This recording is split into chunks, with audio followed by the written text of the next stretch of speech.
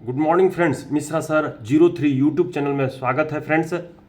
Screen पर आप देख रहे हैं CMR 196 taking shelter on Mishra sir 03 YouTube channel. Contact number 9308063015। अगर मिश्रा सर 03 यूट्यूब चैनल को सब्सक्राइब नहीं किए हैं, बेल आइकन नहीं दबाए हैं तो सब्सक्राइब कर दीजिए, बेल आइकन दबा दीजिए ताकि हर वीडियो का नोटिफिकेशन आप तक मिलती रहे। आप एग्जामिनेशन DGMS का हो चाहे सब्सिडरी का हो, एग्जामिनेशन की तैयारी को पक्का कर सकें, एग्जामिनेशन को पास करके दिखाएं।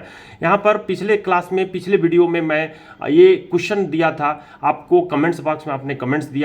इन open cast mine shot fire shall not fire और charge unless sufficient warning by efficient signal और अदर मींस अप्रूव्ड बाय। तो जो शॉर्ट फायर होते हैं ओपन कास्ट माइंस में, किसी भी होल को चार्ज या फायर नहीं करते हैं जब तक कि इफिशिएंट वार्निंग सिस्टम जो किसके द्वारा अप्रूव्ड होती है उसकी आंसर यहाँ पर चीफ इंस्पेक्टर माइंस नहीं, रीजनल इंस्पेक्टर माइंस नहीं, चीफ कंट्रोलर एक्सप्लोसिव नहीं, रीजनल कंट्रोलर एक्सप्लोसिव नहीं, मैनेजर द्वारा अप्रूव्ड होती है। जिसके संबंध में जब हम रेफरेंस की बात करेंगे तो CMR 196 का टेकिंग शेल्टर जिसका जो सब रेगुलेशन है वो आपको बोलता है कि अनलेस सफिशिएंट वार्निंग, जो कि मैनेजर द्वारा जब तक अप्रूव्ड वो जो वार्निंग होती है जिसको सायरन कहते हैं, तो वो उसी के मैनेजर के द्वारा अप्रूव्ड ही सायरन का इस्तेमाल या एफिशिएंट सिग्नल का इस्तेमाल करते हैं। जैसे सिग्नल की मैं बात करूं तो यहाँ पर सायरन की बात करूं तो चलिए मैं पहले 1 नंबर के सब रेगुलेशन जिसका कीवर्ड उसकी चर्चा कर लेता हूं टेकिंग शेल्टर का।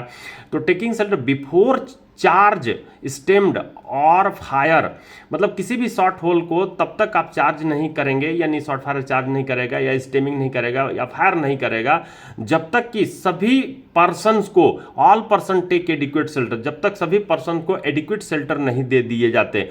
एडिक्वेट शेल्टर का मतलब यहाँ पर क्या कहना है कि ऐसा रोक, ऐसा घर जो कि फ्लाइंग रॉक को अच्छे से बियर कर सके और लोगों को चोट से बचा सके। तो यहाँ पर आपके सामने दिखाई दे रही है एडिक्वेट शेल्टर के रूप में ये 4 व्हीलर पर अपलोडेड ब्लास्टिंग शेल्टर है जो ओपन कास्ट माइंस में ट्रांसपोर्टेबल होती है, जो घूम करके आराम से इसके अंदर शॉर्ट फायर और हेल्पर सायरन बजाते हैं, फायरिंग करने का काम करते हैं। तो ये लिखा हुआ है रेफरेंस के तौर पर कि firing shelter used in open cast mine should be designed to provide adequate protection for personnel during blasting operation, while specific dimension vary. A common size for a short blasting shelter is around 7 feet height, 7 feet height का होना चाहिए जिसमें आदमी आराम से खड़ा हो सके, बाई 6 फीट, 6 फीट जो है चौड़ा होना चाहिए, बाई 7 फीट मतलब 7 फीट लंबा होना चाहिए। तो इस तरह से 7 इंटू 7 इंटू 6 फीट का यानी 2.1 metre, 1.8 metre to 2.1 metre size का रहनी चाहिए। ये स्टैंडर्ड साइज DGMS सर्कुलर में बताई गई है। दिस शेल्टर आर टिपिकली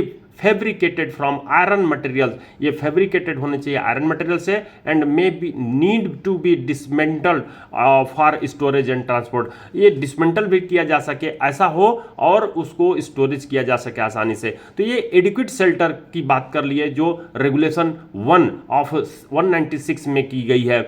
यहाँ पर 2 का B की बात करें तो सायरन सफिशिएंट वार्निंग सिस्टम की बात की गई है, और दूसरा की नंबर जो है 500 मीटर है, और red flag machine removal zone की बात की गई है।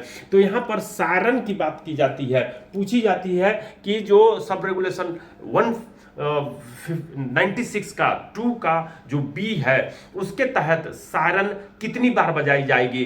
तो यहाँ पर 3 बार बजाई जाती है, और ये 3 बार जो सायरन बजाई जाती है एक्सपोर्टर पर बटन दबाने के कितना देर पहले बजाई जाती है, तो वो 10 मिनट पहले बजाई जाती है। तो सायरन की अगर बात करें तो ये जो है 10 मिनट पहले, याद रखना होगा 10 मिनट पहले, 1 मिनट लंबा, 1 मिनट लंबा, 1 मिनट गैप में, 1 मिनट गैप में 3 बार सायरन बजाई जाएगी।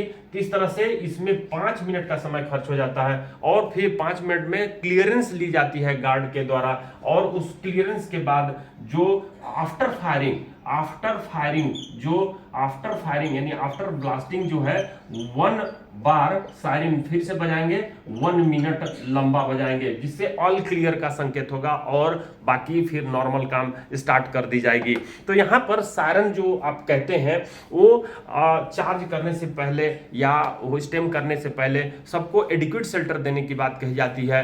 मशीन को रिमूवल किया जाता है, जो कि मशीन रिमूवल जोन होती है। ये अगर ब्लास्टिंग पैच है तो इसके 50 मीटर की दूरी पर क्या होती है, रेड फ्लैग जोन होती है।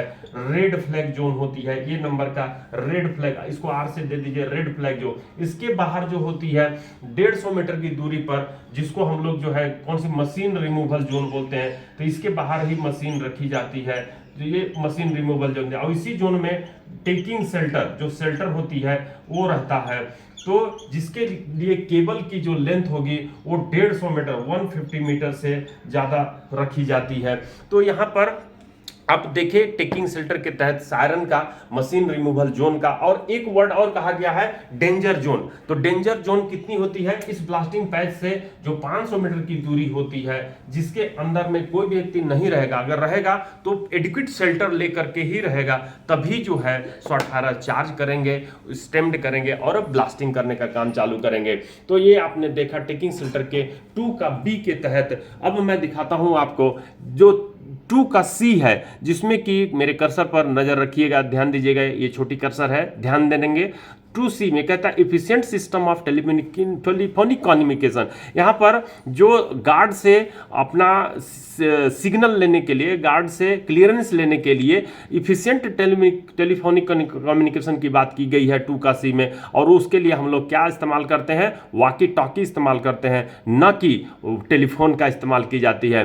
तीसरा नंबर में कहा गया है a owner building within danger zone. अगर ऑनर का बिल्डिंग यानी कि क्वार्टर्स है और डेंजर जोन के अंदर आते हैं, देन अमाउंट ऑफ चार्ज पर डिले पर round fixed by chief inspector of mines in permission letter. तो जो परमिशन लेटर होती है ओपन कास्ट माइंस में और डेंजर जोन के अंदर अगर कोई बिल्डिंग या कॉलोनी है, तो एक होल में, एक डिले में कितना बारूद डाला जाएगा या एक राउंड में कितना बारूद डाला जाएगा, वो चीफ इंस्पेक्टर ऑफ माइंस के परमिशन लेटर में मेंशन की गई रहती है और उसी के अनुसार चार्ज की जाती है। तो ये प्रश्न पूछा जा चुका है कि buildings in danger zone, then permission for amount of charge is taken by the CIM। तो ये आपको याद रखनी पड़ेगी। 6वां नंबर में क्या कहा गया है, जिसको हम लोग ज्वाइनिंग फेस के नाम से जानते हैं। अंडरग्राउंड में 2 फेस अगर 9 मीटर के अंदर आ जाते हैं तो उसको ज्वाइनिंग फेस कहते हैं। इस केस में अदर फेस में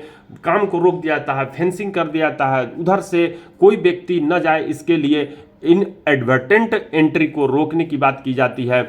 और ये आपकी हो गई टेकिंग शेल्टर रेगुलेशन 196।